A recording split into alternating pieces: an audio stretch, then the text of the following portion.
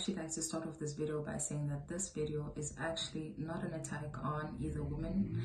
This is not a bashing while uplifting a certain group of women type of video. This is an uplifting woman type of video. So sit down and stick around and listen to whatever it is that I have to share with you today.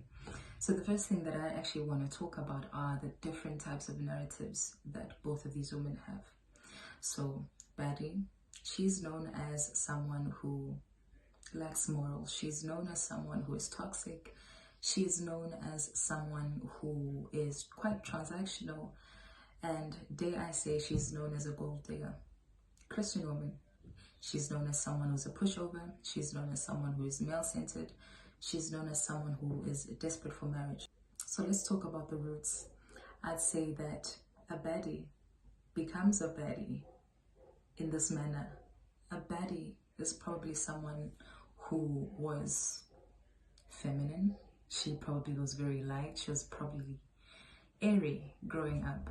But this woman then encounters a man who then messes with her heart. And in messing with her heart, she then vows to herself as defense and protection in a sense, to then become detached, to then become nonchalant, versus a Christian woman. A Christian woman is probably someone who was probably a young girl growing up, and this young girl lived her entire life off of the validation of others. So this young girl grows up wanting to please her parents, wanting to please the church, wanting to please men, and this woman is someone who now probably centers her life around marriage, right?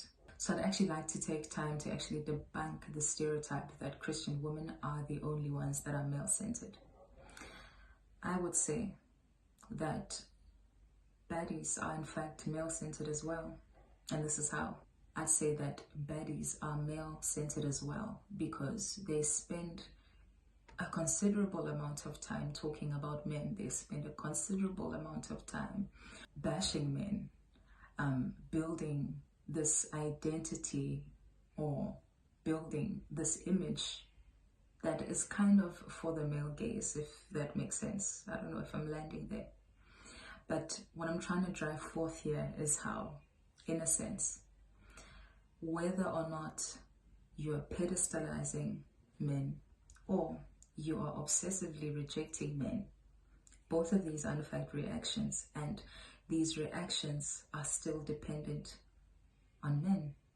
And so baddies and Christian women are unfortunately both male-centered.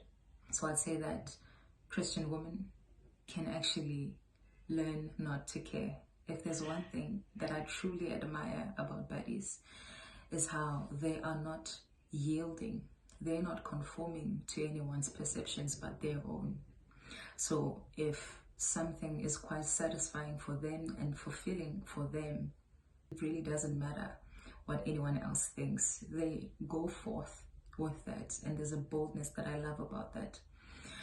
Now with baddies, I'd say that baddies could actually learn the importance or value stability, discipline, consistency, building relationships that last, that I often see Christian women being able to pull off. So the 5-year question, guys.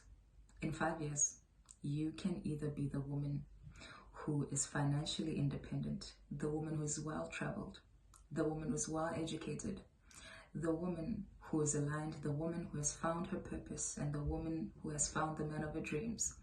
Or you can be the woman who is still praying and discerning over the wrong types of men and entertaining the wrong types of men altogether. So it's your pick.